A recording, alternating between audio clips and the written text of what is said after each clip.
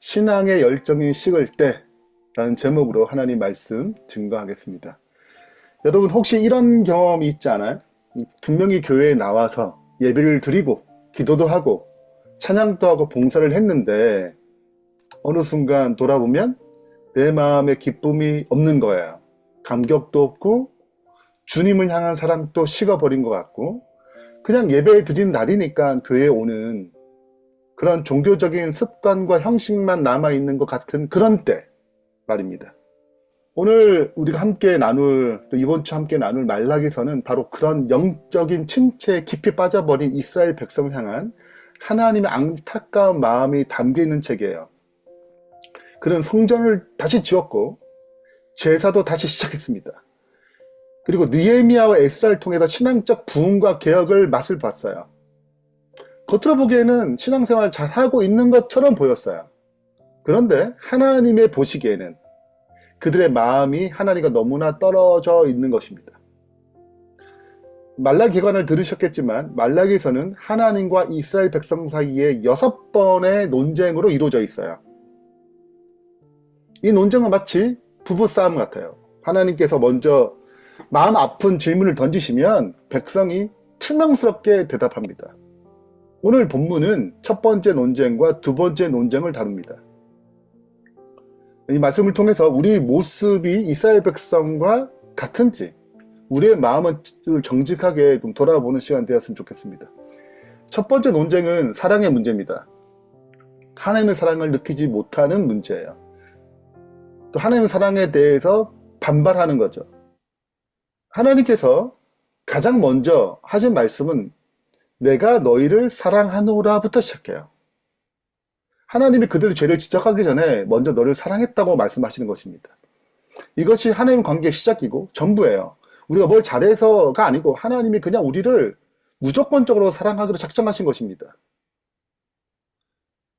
자, 근데 2절에 보면 이어서 내가 너희를 사랑하노라고 시작했지만 너희는 이르기를 주께서 어떻게 우리를 사랑하셨나이까 하는도다. 자, 이스라엘 백성의 대답이 기가 막힌데요. 주께서 언제 어떻게 우리를 사랑하셨냐. 그 말씀 속 이 말에는 원망과 불평이 가득합니다. 하나님 우리 사는 것 좀 보세요. 우리 상황 좀 보시라니까요. 이게 우리를 사랑한 증거 맞아요?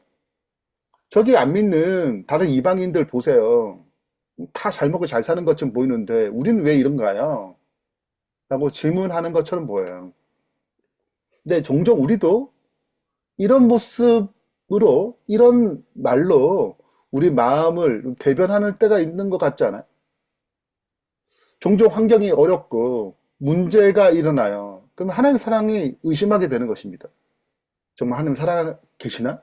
나를 정말 사랑하나? 기도 응답이 더딜 때 어려운 문제가 발생해서 하나님 왜 저에게 이런 일이 생기는 건가요? 또는 다른 사람과 비교하면서 믿지 않는 사람 더 잘 사는 것 같고 또 신앙이 별로 없는 사람이 더 잘 사는 것 같고 그러니까 하나님이 정말 저를 사랑하기는 하는 건가? 이런 생각이 드는 것입니다. 다 환경과 상황을 근거로 하나님의 사랑을 의심하는 거예요.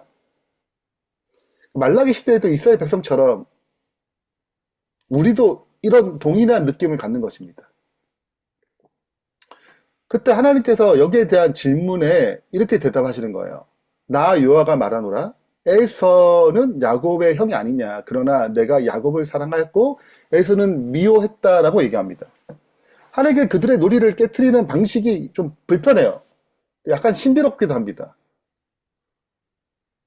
여기서 에서는 미워했고 야곱을 사랑했다는 말은 진짜 감정적으로 에서를 미워했다는 뜻이 아니죠. 이것은 선택에 대한 언어예요. 제가 여러 여자 중에 저의 집사람과 결혼한 이유는 사랑해서 선택했어요. 다른 여자를 미워해서 집사람을 선택한 게 아니죠. 하나님께서는 야곱과 에서가 아직 그 엄마 뱃속에 있을 때부터 아무런 공로 차이가 없을 때 둘 다 쌍둥이인 걸 알았어요. 근데 야곱을 선택했대요. 에서를 선택하지 않고. 그들이 무엇인가 한 거 아니에요. 무엇인가 그들이 액션을 취한 것도 아니에요. 그냥 둘 다 쌍둥이고 차이도 없어 보여요. 근데 하나님의 경륜 안에서 주권적 선택 안에서 야곱을 선택했고 언약의 백성 삼았단 말인 것입니다. 이것이 우리에게 주는 교훈이 무엇인가요? 주는 의미가 뭐예요? 하나님의 사랑의 기초는 우리의 자격이나 공로 혹은 우리가 느끼는 감정이나 우리가 처한 환경이 있지 않고 우리와 아무 상관없이 오직 그분 자신에게도 비롯되는 거예요. 이거 그분의 사랑인 것입니다. 이게 신앙의 기초거든요. 그래서 말라기에다 대두되는 이 인간적인 이스라엘 백성이 갖고 있는 사랑의 관점, 그리고 하나님이 가진 그 사랑의 관점이 전혀 다른 것입니다. 조건적이고 자기 만족에 있어야 돼요. 근데 하나님은 조건 없는 주권적인 은혜를 베푸는 데 있습니다. 사랑의 근거는 나의 환경과 상황이에요. 내가 삶이 좀 풍요롭고 뭔가 잘 풀려요. 그럼 하나님 나를 정말 사랑같이 느껴지는 것입니다. 근데 하나님은 자신의 성품과 그 결정에 기초해요. 나의 사랑의 이유는 나 자신에 있다는 거예요. 너의 환경, 너의 어떠함이 있지 않아요. 이스라엘 백성은 사랑의 증거로 늘 가시적 축복을 얘기하는 것입니다. 경제적으로 좀 넉넉하고 건강하고 좀 하기도 있고 뭔가 좀 잘 풀려요. 그러면 하나님 날 사랑하는구나 뭐 느껴진다는 거죠. 이제 하나님은 거기 있지 않아요. 하나님 사랑의 증거는 내가 너를 야곱을 선택했고 너를 불렀고 십자가에서 보여준 그 증거, 역사적 증거 거기에 있다 이거죠. 뭐 예를 들자면 사랑의 중요한 증거 중에 하나로 내가 결혼할 때 내가 너랑 결혼해가지고 결혼 서약을 한 게 아니냐. 거기에 그 가장 중요한 근거가 있다는 거예요. 사랑의 어떤 시작의 관점도 나의 자격, 나의 행위에 따라서 하나님 내가 율법을 잘 지켰으니까 이런 사랑의 관계를 맺고 잘 지켰기 때문에 이렇게 뭔가 와야 되지 않냐 이런 생각들. 하나님의 사랑은 나의 자격과 무관한 선택이죠. 이스라엘 관점의 사랑은 상황에 따라 흔들리고 하나님은 상황과 상관없이 언약에 기반되었기 때문에 바뀌지 않는 것입니다. 결혼 생활을 할 때 흔들 때 갈등이 생길 때가 있잖아요. 근데 그래 불구하고 유지해야 될 중요한 이유는 결혼 언약을 맺었잖아요. 언약. 근데 이스라엘 백성 여기 있지 않아요. 상황, 감정. 내 감정이 사랑이 싫은 것 같아. 너랑 아닌 것 같아. 이런 것에 흔들리는 것입니다.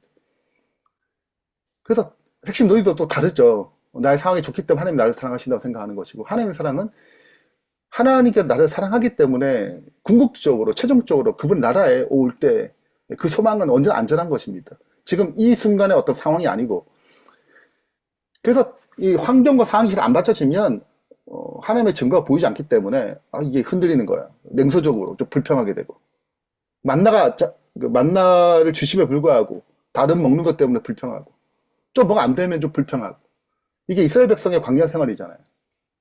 근데 하나님의 사랑의 반응은 깨닫게 되면 자격 없는 나를 선택하신 그 구원을 주신 그 은혜에 감사하게 되는 거죠. 이거 신학적 용어로 하자면 행위에 나의 어떠함이 기초된 관계라면 여기는 은혜에 기초된 십자가에 증명된 사랑의 기초죠. 신앙이 흔들리는 가장 중요한 근본적인 이유는 사랑이 하나님 관계의 사랑이 여기에 놓여 있어요. 나의 상황, 나의 감정. 그래서 찾으려고 그래요. 근데 흔들리지 않는 신앙은 그 사랑의 증거를 나의 감정, 나에게서 찾지 않아요. 나는 굉장히 불안한 존재거든요. 나의 성공, 행복이 아니고 나의 감정이 아니고 내가 죄인 되었을 때 나를 구원하신 그 십자가에 두는 것입니다. 역사적 상황에. 그럼 흔들리지 않는 거거든요. 두 번째 논쟁은 예배 문제입니다. 하나님을 상실한 형식적인 예배예요.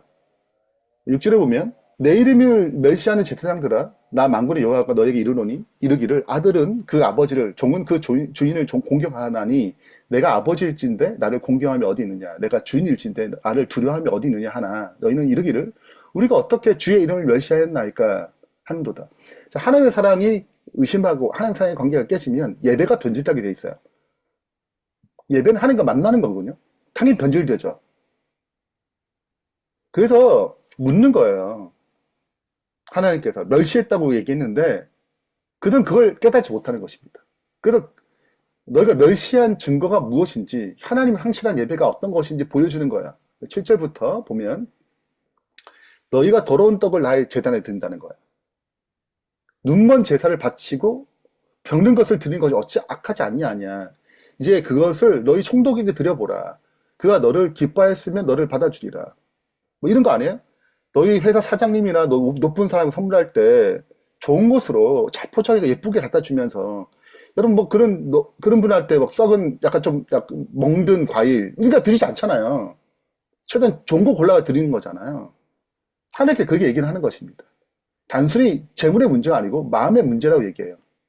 13절에는 이렇게 얘기합니다. 그의 속마음 만군의 여호와가 이르노라 너희가 또 말하기를 이 일이 얼마나 번거로운가. 이 예배가 귀찮다는 거예요.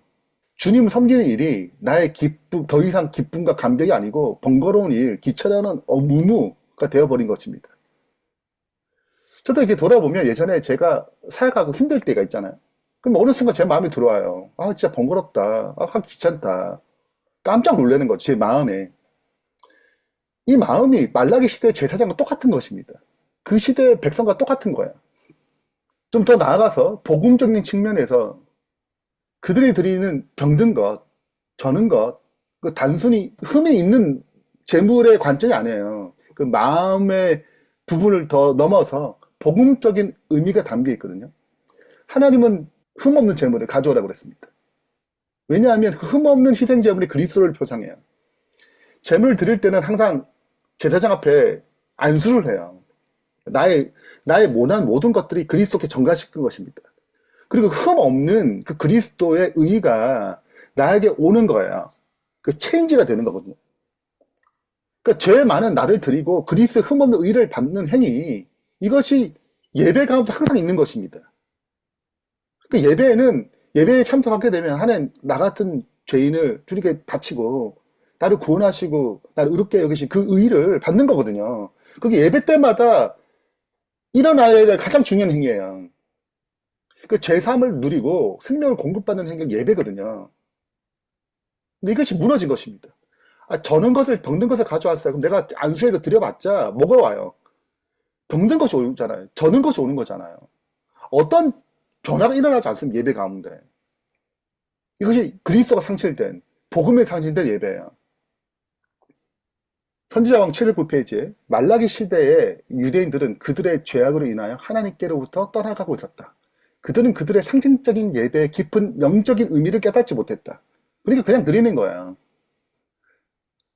독선적인 그들의 모든 제사, 제도와 의식들이 지적하는 그리스도의 공로를 의지하는 대신에 자신들의 행위를 의지하였다. 이와 같이 그들은 자기의 의를 세우려고 자족할 수 있는 형식주의를 세웠다. 하나님의 성령과 은혜가 부족한 그들은 종교적 예식과 의식들을 엄격히 준수함으로 그 부족을 메꾸고자 노력하였다. 우리를 좀 살펴볼 필요가 있어요. 우리가 하나님께 예배드리는 시간, 또 드리는 헌물들, 그리고 우리의 마음들은 어떠한가? 정말 내가 좋은 걸 드리고 있는가? 아니면 찌꺼기를 드리고 있는가? 안식 예배 드릴 때 번거롭게 여기고 빨리 끝나지? 왜 이렇게 빨리 안 끝나? 내 마음은 어떤가? 이거예요. 결론 맺겠습니다. 어떻게 다시 하나님 관계가 회복해야 되는가? 여기가 시작점이거든요. 사랑의 기초를 봐야 돼요. 내 상황이 아니고 그 사랑은 이미 십자가에 증명됐어요. 그래서 계속 십자가를 바라봐야 돼요. 그분이 거기서 우리에게 얼마나 사랑했는지 다 드러냈기 때문에 그렇습니다. 항상 여기서부터 시작해야 돼요. 그리고 내 마음을 진짜 솔직하게 드러내야 돼요. 내가 얼마나 냉담하게 식어지고 있는지 위선적인 마음 있는 그대로 지금 하나님 앞에 내려놓는 거죠. 진실한 고백을 하는 것입니다. 그리고 은혜를 구해야 되죠. 진정한 회개죠. 주님, 제 힘으로는 주님을 사랑할 수 없어요. 우리가 사랑할 수 없어요. 제 마음을 새롭게 해주시고 주님이 향한 첫사랑, 사랑을, 그 감격을 회복시켜 달라고 은혜를 간구하는 것입니다. 그렇게 될 때, 우리가 그분을 계속 그렇게 바라보게 될 때, 이 번거롭게 느껴졌던 예배가 의무가 아니고 다시 사랑과 기쁨과 우리를 회복시키는 생명력을 얻는 그런 예배로 회복될 것입니다. 그런 주님의 관계를 다시 회복하고 예배가 회복되는 주의 백성 되길 바라면서 말씀 마치겠습니다.